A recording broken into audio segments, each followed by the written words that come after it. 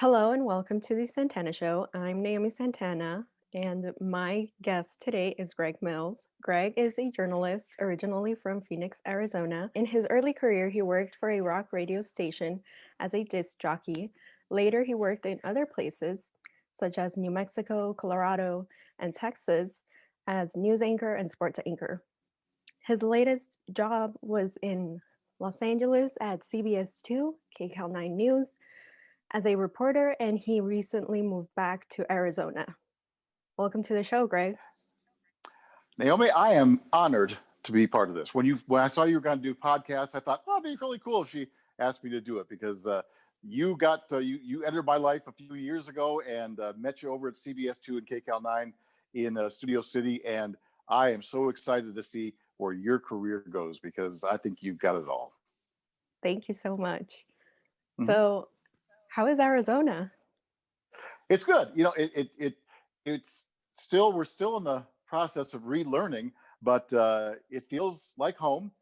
Southern California. I was there for so long. That felt like home. So it's been an adjustment, but and this place has grown so much since I lived here before. When I was here, they had like two freeways, and now it's like LA. We have our own 101 here, just like LA has a 101. Really? And yeah, exactly. So I'm on the 101 a lot because I live right now in the East Valley. But it's my wife and I were talking about a week ago. I looked at her and I just said, it's starting to feel like home again because it felt like we were visiting until then. But we both miss Southern California, the great people we met in Southern California. Had such a great time. And it's such a great place. I mean, you got so much to do there. And so it's been an adjustment because the pace is slower, not nearly as many people. I heard today the governor said there's 7.2 million people in the state of Arizona. Well, there's 11 million people just in the county of Los Angeles. So that's been an adjustment, but not a bad one. Believe me, the traffic is lighter. But anyhow, so it's we love living in Southern California, and we're adapting and falling back in love with Arizona. And we just bought a house. We're going to move in about a month from now in North Scottsdale, and it's horse property of more than an acre and just beautiful. And I think that's going to be our forever home, which scares me to death saying because it sounds like, oh, you got 1 foot in the grave, So anyhow, there you go. Long answer, but yeah, we're enjoying it, and we do miss Southern California and the great people there. Oh, that's great to hear.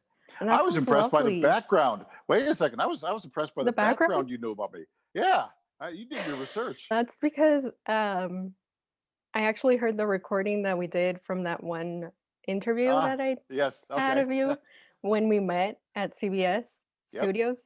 yep, So I was listening to the recording, and you said you're from Phoenix, Arizona, yep, and that you worked in New Mexico, Texas, and Colorado, and you yep. also worked at in San Diego Right, as a news anchor. I forgot to mention correct. that. Yes, you did. And Wow. then 16 plus years at CBS 2 and KCAL 9. I should have been anchoring there too. I still to this day don't really understand why I wasn't anchoring there. But anyhow, Yeah. I bosses, think you should bosses. have been anchoring too, but you know. Yep, exactly. Bosses, you'll deal with them. So anyhow, but it's fun to be on the show, and I am long-winded as you hear. So you just throw a question out there, and I'm ready. All right. So what what inspired you to pursue a career in journalism? It's fun. That was I just every day. Let's go back to CBS 2 and KCAL 9. I honestly, to the day I left, which was last Labor Day in September, I look forward to every single day that I went to work because you never know what the day is going to present. And you have, like cliche, but window on the world. So whatever's happening in the world, or specifically in San Bernardino, Riverside, San Diego, Orange counties, Ventura County, and LA County, whatever was happening there, I got to see it up close. So it's just a fun, fascinating job. It's not the most important job in the world. Those who cure cancer or on the front lines right now, and oh my God, what they're going through. But those things are important, and law enforcement and firefighters and people that lead our country.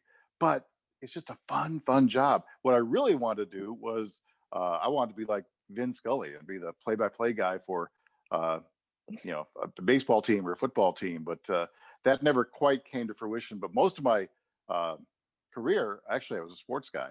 and sports anchor and reporter. And I got to see so many things. Naomi, when I was in Denver, I got to go to two Super Bowls. I went to the Major League All Star game. I hosted a baseball show that every other week I was in a different National League city. So I might be in Miami one week, Pittsburgh, 2 weeks later, New York 2 weeks later. I got to see this country, and so my career was very satisfying. It wasn't exactly what I want. I got to tell you something. Actually, what I really wanted to do, Naomi, was be quarterback for the Green Bay Packers. But Really? yeah, oh my gosh, that was what I wanted to do. And I was a quarterback in high school. Also played Mhm. junior college football, but at that point, I realized it wasn't going to happen. So my Oh. second choice was broadcasting because I thought it would be fun. And you know what? It is fun. Can be sad too when you're covering sad stories, but in tragedy, I learned that I always met really fascinating people, and really people that gave of their heart and themselves. And so, even on a sad story, I'd learned something in terms of the spirit of the of our fellow humans. Just they really stand up and help others. So, anyhow, that's the long-winded answer to that. That was a great response. Well, thank you. I'll try to do that again. So what is the most interesting thing that you found, like, when you were out reporting? Just dealing with people, how different people are. That was the most interesting thing. And sizing them up. In our job, you got to size people up. And especially, I'll go back to last summer. We were dealing with a lot of the protests and stuff. And you go out and you can instinctively, if you've been doing it for a while, kind of know who's going to talk, who's going to be respectful, who's going to present the side. And I had a lot of people that were really angry and would accuse me of being, yeah, you're a liberal leading. How do you know that? You don't know me. And so I would tell those people, you watch the report tonight. You call my boss tomorrow if you don't think I was fair and honest and that it was balanced. You don't know my politics. And so I learned to really read people. And you had to, because why waste your time going up to somebody who's going to just spout some propaganda stuff? But I wanted to get both sides, and I always did. I tried to get both sides. And so one thing I was pleased with was I was able to kind of discern just by looking at people, watching them. I'd watch them kind of subtly and think, okay, that person will be honest, and will present that side pretty well. And sometimes I'd strike out and go up to the person and turn into somebody I didn't want to deal with. But so I was pleased. I mean, people would say, I actually got comments when I'd go back to, say, a site where there was a protest or something, and somebody would come up and say, you said you're going to be, fair and honest, and you were. And I appreciate it. And so that was good. So that was one of the things I really enjoyed. But meeting people, I mean, I was thrust into a new arena every single day. The bosses would say, "You're going here, okay?" And I'd go and make the best of it. And so it was just meeting all the people and seeing people when they're excited, when they're down, when they're grieving. It just gave me a good source for seeing what people go through and everyday life, and that things are going to get better. And for those who are really hurting, so and you hope it will be. And sometimes it's so tragic. You'd see someplace or somebody that just had no hope. That they were dying or something, and you thought, oh my God, what am I going to do? But anyhow, it was a good exposure to real life. Yeah, and every day is different too, right? Every day is different. Yeah, that's one thing I feel for the people that are covering the coronavirus. That's the most important uh, story worldwide right now, not a doubt. But I'm one of those people that likes to, if I'm doing A on Monday, I want to do B on Tuesday. And so by the end of my time at CBS2 and KCAL 9, the last 6 months I was doing coronavirus quite often. The good thing in Southern California was quite often I'd be sent to the beach, because the beach is closed this week in Venice or Santa Monica. The beach is open this week in Venice or Santa Monica. So I'd be sent to the beach to deal with that. Or are people wearing masks at the beach? And I love covering any story at the beach. Was a good day for me. And I can't tell. There was one weekend I remember last summer where I was at the beach on Saturday, and then I was at the beach on Sunday. And and people are probably wondering, wait a second, you worked there 16 years and you were working weekends? Yes, I was. I worked Monday through Friday for years and years and years. But then a boss who I couldn't stand uh, demoted me, and you're going to work weekends from now on. I said, okay. And the good thing is, at CBS2 and KCAL 9, I really love the people I worked with on weekends, and the bosses weren't there. and the bosses that were there on weekends were good people. So there was the trade-off. But people always say in broadcasting, I don't mind working weekends because there's Uh-huh. just less interference. But anyhow, so I was one of those who would challenge bosses, and some bosses could deal with it. Others who were weak couldn't, and so anyhow, that's life. But uh, yeah, every day is different, and you don't know what you're going to cover. And some days it's just so sad, if you're going out because a child was hit by a car and died, and what they want you to go out and talk to the family. And good God, I would always say I hate this aspect. I hate it. But again, that's where you find some incredible stories. Some people just say, please. And I'd back, you just don't. If you don't want to talk, that's fine. But the way I'd present it was you can share the story of Naomi Santana, just what was she like? I hate to put you in the past tense there, but and tell me about your son, because we want to share the story, and people care. There was one story I covered. It's really sad. It was in Riverside, and it was a mom that killed her child, a newbornish type child. And she was, as I recall, a professor at UC Riverside, upstanding person in the community and everything. And everybody's, it was out of character for her to do such a thing. But it turned out it was postpartum uh, depression that did it, that caused her to act that way. And anyhow, I'm covering that sad, sad story. And I ended up talking to the husband. It was just so difficult. But I remember they were wheeling the body of that child. And again, it's the child, a month, 2 months old, just a tiny little thing. And in a little, Mhm. the covered body, wheeling it out. It's all you see is this little thing about the size of a cat, covered up on the gurney, being taken out to uh, the coroner's van. And I fought like hell with my boss, saying, "We need to show that. We need to show that." No, we don't. No, we are not. And we didn't show it. But to me, I wanted people to see that's a little baby that just died. You're Mhm. going to feel something. If we're sanitizing it, no, life isn't that sanitary. There's a child that died. And I thought that was the most impactful shot. And, but the boss said no. And I'm not the one who runs the station, so we didn't show it. But I just thought, as tastefully as possible, we would quietly show the body. This is the child being, taken out to the corner. And I thought that was Mhm. that was the most impactful shot that day, to drive home the fact that a loving mom, can do this, even though she loves her child. But that's how bad postpartum depression can be. And I thought that vividly showed it. So I was at odds. I mean, we also, this is silly. This is really silly, but we couldn't.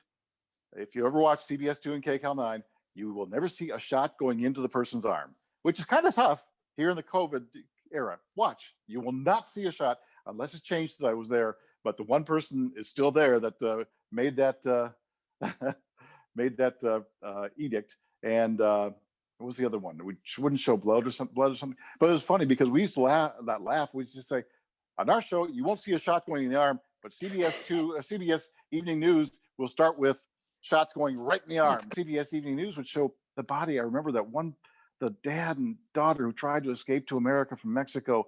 Remember, dad and daughter, dad and child, and Mhm. their bodies were on the shore. And that was the lead shot at CBS Evening News that night. That's impactful. I don't like Yeah. that shot. I don't like the fact they died, but that's telling the story. And Mhm. we would never show that on CBS 2 and KCAL 9. And again, it's taste. I understand they were trying to protect the viewers, but I think it's really silly not showing a shot going in an arm. That, and also the Yeah. walking. Now I'm on a little rant. We always thought it was so stupid. We had one boss at CBS 2 and KCAL 9. You've got to walk. Why? On your live What? shots. Yeah. Well, we want you to show something. That's fine. If I'm going to show you something, I will. Take a look at this car. Look at all the damage right here. But if I'm doing a story on you winning an award, which you're going to win, and I'm outside your house, and well, I'll walk. The young woman who lives in this house, and you've got to walk. You got to. We used to get that edict. You guys have to walk on your live shots. It's stupid, stupid, stupid. And That's most of the so reporters thought, weird. "Oh God, yes." And now I'm watching. I watch CBS Evening News, and don't get me wrong, I love CBS 2 and KCAL 9. These are just some of the little idiosyncrasies that I thought were so stupid, and a lot of others felt the same way. And but the walking, on live shots. You got to walk and talk is what they call it. Just do a walk and talk. Okay. Why am I Yeah, that's walking? weird. Yeah. Why am I walking steps in the street to tell you this story? And one bad thing that presents is you got to make sure that beforehand that you're not going to trip over anything. And all of us have tripped over something at some point. And you're saying, well, Yeah. why do you do that? I was So going to say, shouldn't you be aware of like not exactly, tripping over exactly, something? exactly. So the story is what matters. Whether Greg Mills is walking and talking to you, or not walking and talking to you, or showing a shot in your arm. Good Lord, aren't there bigger things? Come But on. a So shot in the yeah, arm though, that's you will like, you I will not mean, see that. CBS two you and can KCAL show nine. that like You will not see it. You'll see it going toward it, but you will never see the shot. But I see CBS 2 Evening News of the stations here in Phoenix. I see the shots going in the arm every day. hmm That's life. That's real. That's So strange anyhow, though. it is But strange. So yeah, but you got to follow the boss's orders, and so yeah, that's now you can see true. why sometimes why I was demoted to weekends, because if a boss is stupid, and that boss was just an idiot that demoted me. So glad he is no longer in my life. So, but Yes. again, don't get me wrong. I loved my time at CBS two and KCAL nine. Made the best of it, and I hmm worked with a lot of incredible people. That's good. That's good. Mhm. The good thing is that you enjoyed it and you like the people you worked with. That's all that Absolutely. matters. Yeah. And I enjoyed what I did. Um, and one thing I could do too, that helped me, and it's not so good in trying to remember things, but I was able to, by the time I got home at night, kind of have eased off my story, because otherwise you deal with so much tragedy. I'd be a nutcase, maybe more of a nutcase than I am, but just because you deal with it, and it was like every day. My uncle lives in Moore Park, and he would say, "My God, you're on the death and destruction patrol every single day." I said, "I know," and I had people compliment me and say, "I handled it with class." Well, I certainly hope I did, with dignity in class, and I certainly tried, and I think I did accomplish that. But you have to just kind of cleanse your mind. It's kind of like I think the hmm first frontline workers have to do now as best they can is, okay, I've done the best I can do today. Now I'm going home and I'm going to try to not forget it, because you can't forget it, but just not think about it. And that's kind of what I did, um, when I was doing it. It's just I'd go home, and and people would say, "Hey, great story." The next, "Great story yesterday." I said, "Thank you." And this one guy I worked with all the time said, "You have no clue what you did yesterday." I said, "No, but I'll think about it for a second and I'll realize what it was." But I did appreciate the person saying it. And there were times when they'd say, "Great story yesterday," and something something, and they would say, "You don't remember," or they even look at me, and because I would forget. I really would. Um, Not that forget it, but I'd already kind of put it in this category in my hmm mind, and now just tap into that character. "Oh, thank you. Yeah, I met this. Oh, wasn't that?" And I would always turn it around, because if it was a great story, it was because of the people that I was highlighting, and the story topic. It wasn't because of Greg Mills. So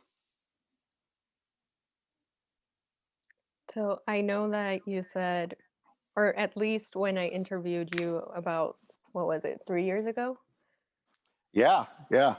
3 years ago A already? Sunday morning, yes. And I felt um, so bad because I had given you directions to the different parking structure there in Studio City, so you had a long walk oh no, to get to the that's station. So, fine. but yeah, That's fine. I don't mind okay, walking. I like okay, walking. In that recording, you said that there were a lot of rude people. You encountered a lot of rude people when you were yeah. out trying to get a story. And so, my question is, how do you deal with rude people both in person and on social media? You can block them on social media, and I haven't had too many instances. Uh, I try to be respectful. If they submit something and say, "Greg, I think you're wrong on this," okay. And there've been a few exchanges that were good, and we ended up thinking, I disagree with your stance, you disagree with mine, but that's okay.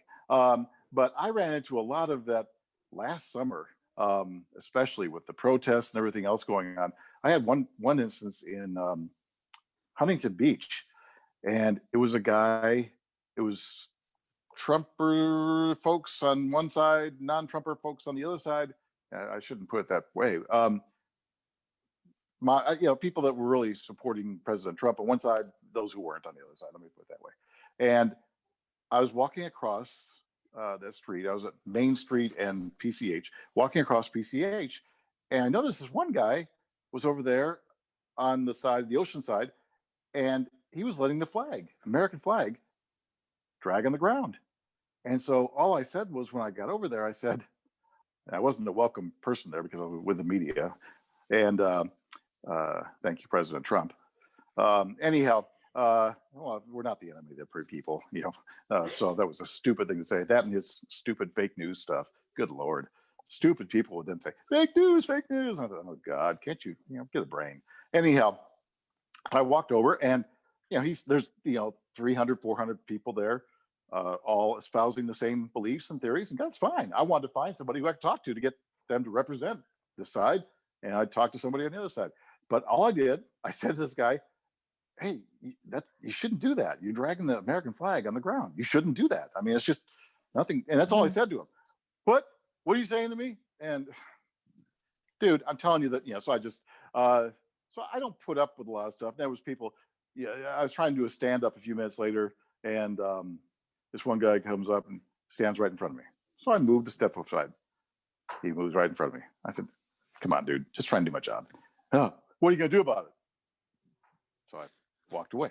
And so now I'm being followed by him and six people, six, seven people who are saying fake news, all this stupid fake news stuff and all that crap. And just keep walking. Eventually they walk away. Yeah, that's all I did. I don't put up with crap from anybody, whether it's somebody I work for. Yeah, you earn my respect, just like you did. I mean, I really have a lot of respect for you, young lady, and I think you're going to go far. But and I realize that these are emotional times. They were emotional times last summer. Things have kind of calmed down now, and but you got to earn respect. And so if I'm just walking up and people are screaming fake news, I mean, I'll roll my eyes because that's just a natural reaction. You're so stupid. You can't come up with anything better than that. Come on. And we are not the enemy. We are the people that are supposed to hold those in power accountable. And that's one thing the president didn't understand. He was so used to uh, having PR folks saying, hey, Mr. Trump did this. And he never did understand that when he got into office, you don't have a PR. We aren't part of your team. We are supposed to question what you're doing. And he lashed out like a 3-year-old. Oh, it's fake news. You're a lousy reporter. No, that person's doing their job. They're supposed to question you. It doesn't mean they Mhm. hate you, but then it became so adversarial, and then it just was a mess. But that was the whole thing. I don't. That was kind of, to me, what it comes down to why he had such a difficult time was, we are not your PR firm.